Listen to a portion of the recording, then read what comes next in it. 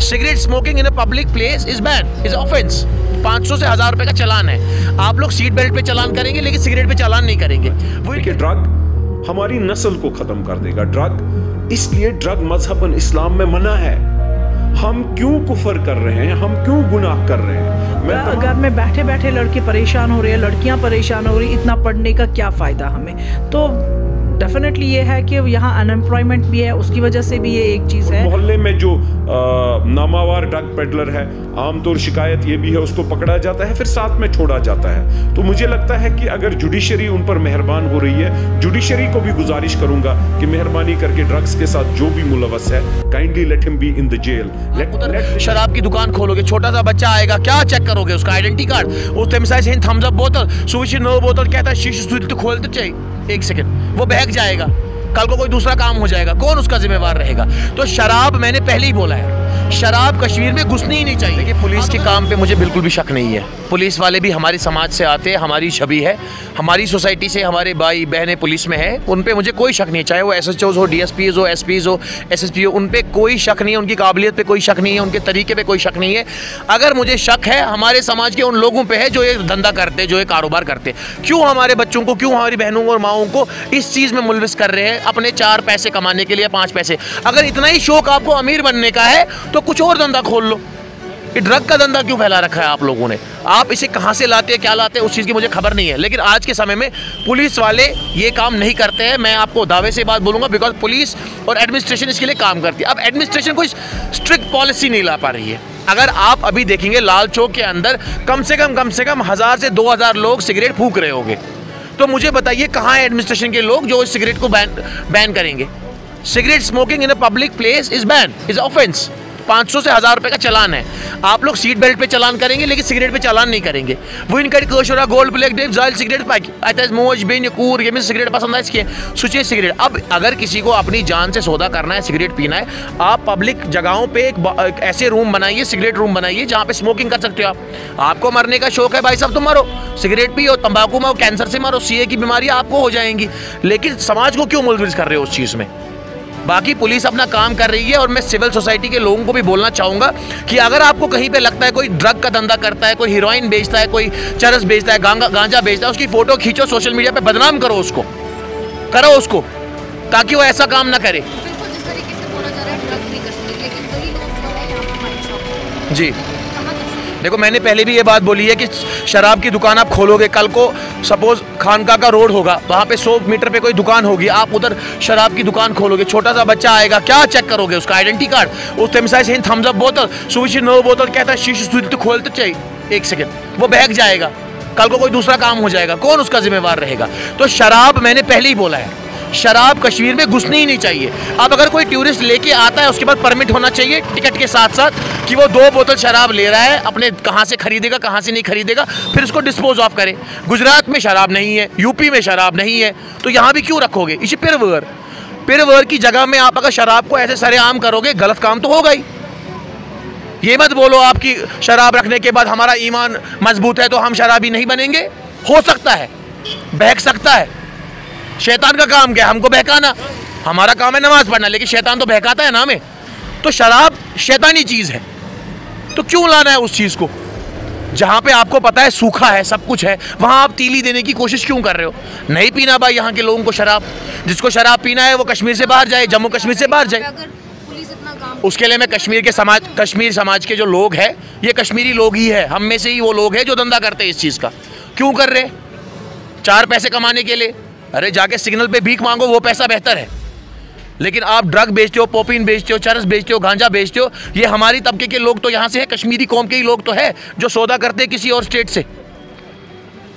तो ये हम जिम्मेवार है, हमें रेस्पॉन्सिबिलिटी लेनी चाहिए। मस्जिदों को बोलो रेस्पॉन्सिबिलिटी लेने के लिए, 10-10 मस्जिदों को बोलो बंदे खड़ा करे। जैसे स्टेट के अंदर असेंबली बैठती है, वैसे मस्जिद के अंदर असेंबली बैठनी चाहिए, जहाँ पे इन बच्चों को ड्रग्स के मामले में जो बहकाते हैं इनको, और जिनका बच्चा मुलविस है, मैं तो कहता हूँ सीधे सीधे पुलिस के हवाले कर दो।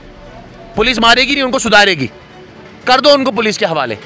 आपको कहीं मिलता है, उनको कहीं मिलता है, उठा दो, उसकी वीडियो बनाओ, फोटो बनाओ, फेसबुक पे डालो। आइंदा वो ऐसी हरकत नहीं करेगा। लेकिन आज अगर आप कश्मीर के ड्रग वाले मसले पे हाथ आगे नहीं बढ़ाएंगे सिविल सोसाइटी वाले लोग, आने वाले वक्त में जम्मू कश्मीर की हालत वही होगी जो पंजाब में हुई थी, अब बेहतर हो रही है क्योंकि आम आदमी पार्टी की सरकार वहाँ पे है। मैं तो कह रहा हूँ लोगों को, आम आदमी पार्टी की सरकार जम्मू कश्मीर में बनाओ, ड्रग फ्री कश्मीर बनाओ, मेडिकल फैसिलिटीज़ फ्री पाओ, बस फैसिलिटीज़ फ्री पाओ, तब जाके कोई रिलैक्सेशन होगी। ड्रग्स जो है मजहबन भी मना है, इखलाकन भी मना है। सियासतदानों ने मुझे लगता है ज़रूर कुछ न कुछ गड़बड़ तो कर रखी है पिछले डिकेड्स में, जिससे ये ड्रग फैलता गया। It is worse than terrorism. मैं इतना बोलूँगा कि ड्रग्स की अपील करना चाहूँगा तमाम, ये मॉरल रिस्पॉन्सिबिलिटी है, एथिकल रिस्पॉन्सिबिलिटी है। हमारे मौलवी जितने इमाम हैं मस्जिदों के, उनको भी इस आवाज़ को एम्पलीफाई करना चाहिए कि ड्रग्स के खिलाफ बातचीत करनी चाहिए और ड्रग्स के अगेंस्ट हमें खड़ा होना चाहिए। पंडित जितने हैं इन टेम्पल्स में, जितने हमारी पंडित बरादरी हैं, उनको भी बोलना चाहिए। देखिए, ड्रग हमारी नस्ल को ख़त्म कर देगा। ड्रग, इसलिए ड्रग मजहबन इस्लाम में मना है। हम क्यों कुफर कर रहे हैं, हम क्यों गुनाह कर रहे हैं? मैं तमाम नौजवानों से अपील करता हूं कि मेहरबानी करके आप ड्रग से दूर हो जाइए। और मोहल्ला कमेटी, मस्जिद कमेटी और इमाम साहब जितने हमारे हैं, उनको बोलना चाहता हूं कि इस पर आप दरस दो, आप मोहल्लों में दरस दो, आप प्रोग्राम्स कीजिए, आप अवेयरनेस कीजिए और आप समझाइए हमारे जो नासमझ बच्चे हैं। उसके अलावा police should play a role, लेकिन यह भी सुनने में आया है कि कहीं कहीं पुलिस की भी इन्वॉल्वमेंट है। आई थिंक उनको इंट्रोस्पेक्ट करने की ज़रूरत है। Who are the black fishes there and who are the black sheeps, I mean black sheeps, sorry, they need to identify them। और उसके अलावा जो ये नेक्सस है, we also have to stop drugs coming from wherever they are coming। आमतौर सुना जाता है बॉर्डर्स पे ड्रग्स पकड़े गए, उनको भी रुकावट करनी चाहिए हमें। मैं गुजारिश करूंगा तमाम मुस्लिम बरादरी से जो जम्मू कश्मीर में है, आप इस पर लगातार दरस दीजिए। पुलिस, काफ़ी अफसर बहुत अच्छा काम कर रहे हैं। अवेयरनेस के अलावा मुझे लगता है कि जो पिछले कुछ टाइम से ड्रग्स के लिए NDPS, PSA, बाकी चीज़ें पुलिस ने दी, काबिल तारीफ काम किया है, मैं अप्रिशिएट करूंगा। लेकिन उसके साथ साथ एक नेक्सस कहीं ना कहीं ब्लैक शीप्स का है, जो कहीं कहीं कोई पुलिस डिपार्टमेंट में है। He needs to be identified. और मोहल्ले में जो नामावार ड्रग पेडलर है, आमतौर शिकायत ये भी है, उसको पकड़ा जाता है, फिर साथ में छोड़ा जाता है। तो मुझे लगता है कि अगर जुडिशरी उन पर मेहरबान हो रही है, जुडिशरी को भी गुजारिश करूंगा कि मेहरबानी करके ड्रग्स के साथ जो भी मुलवस है, kindly let him be in the jail, let the jails be treated, some of the jails be notified as rehab centres, so that ये बच्चा जब बाहर आएगा, ये मेरा भाई है जो बाहर आएगा, he also should refrain and he should also forget that addiction।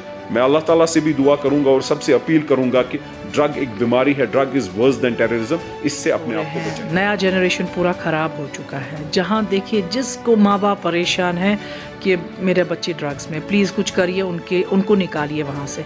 तो गवर्नमेंट उनके लिए कुछ नहीं कर रही है। यहाँ की एडमिनिस्ट्रेशन चुप के बैठी है। इंस्टेड ऑफ उनको काउंसलिंग करे, उनके साथ एक डॉक्टर्स का टीम बिठाए या एक रिहैबिलिटेशन सेंटर्स बनाए जहाँ उनको काउंसलिंग हो, उनको दूर करे ड्रग्स से। उनको ऐसे खुली छूट दे रहे हैं, उनको नहीं पकड़ा जा रहा है, उनको पकड़ा जा रहा है जिनको कोई कसूर ही नहीं है। प्लीज ड्रग्स के लिए सही में हमें हर एक को उठना है। मैं भी एक माँ हूँ, मैं भी चाहूँगी मेरा बच्चा गलत काम में ना लगे। यहाँ कश्मीर में हर एक बच्चे, लड़का लड़की, हर एक ड्रग्स में इन्वॉल्व है। गवर्नमेंट को इसके लिए बहुत, मुझे लगता है हर एक साइड से हर एक स्टेप लेना चाहिए जहाँ से ये ड्रग्स का बेस ख़त्म हो जाए, ना कि ये फैलता जा रहा है। हाँ, बच्चे घरों से निकल रहे हैं, कोई चोरियाँ कर रहा है, कोई कुछ, क्योंकि जब एक ड्रग एडिक्ट को ड्रग्स नहीं मिला तो और भी ज़्यादा इसमें इन्वॉल्व है, वो चोरियों के लिए जा रहा है, कुछ गलत कामों में उतर रहा है। गवर्नमेंट को इसके लिए बहुत ज़्यादा ज़रूर से उनको कोई स्टेप ऐसा लेना चाहिए कि ये सारा बेस से ख़त्म हो जाए यहाँ। बिल्कुल, आपको नहीं लगता कि इस ड्रग्स की वजह जो है, लोग, चाहे हम स्पेशली यूथ की बात करें, वो अनएम्प्लॉयमेंट की वजह से, वो भी एक है, अनएम्प्लॉयमेंट है ही नहीं, लोग फ्रस्ट्रेशन में हैं। स्पेशली जो नया जनरेशन है, जो पढ़े लिखे हैं, उनको जॉब्स ही नहीं हैं। इतने घर में बैठे बैठे लड़के परेशान हो रहे हैं, लड़कियाँ परेशान हो रही, इतना पढ़ने का क्या फ़ायदा हमें। तो डेफिनेटली ये है कि यहाँ अनएम्प्लॉयमेंट भी है, उसकी वजह से भी ये एक चीज़ है। और ऐसा भी है, ये जैसे लग रहा है कि साजिश की गई है। ये आया कहाँ से? कश्मीर में तो हमने कभी सुना ही नहीं था ड्रग्स। ये ड्रग्स आया कहाँ से? कश्मीर में तो नहीं ग्रो होता है ये। इट मीन्स कुछ ना कुछ तो ऐसे प्लान करके गया था कि यहाँ के यूथ को इसमें बिजी किया गया और यहाँ के यूथ को पूरा ख़राब कर दिया, बर्बाद कर दिया इन चीज़ों ने। दिन भर के तमाम तर अपडेट्स पाने के लिए सब्सक्राइब कीजिए हमारी सभी ऑफिशियल चैनल्स को और साथ ही साथ बेल आइकन भी प्रेस कीजिए ताकि आप तक पहुँचे हर खबर सबसे पहले।